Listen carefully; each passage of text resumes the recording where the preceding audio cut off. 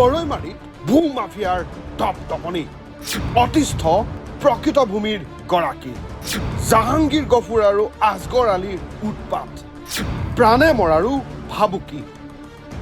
গৰৈমাৰীৰ ৰাজহ চক্কৰ টপাৰ পথাৰত ভূমি বেদখলকাৰীৰ দপদপনি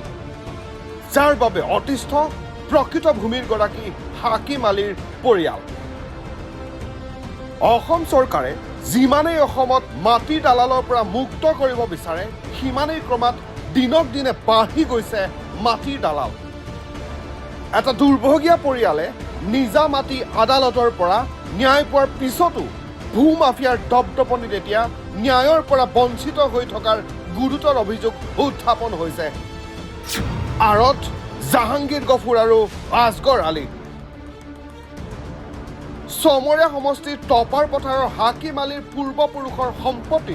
বেদখল কৰাৰ চক্ৰান্ত একাংশ দালালৰ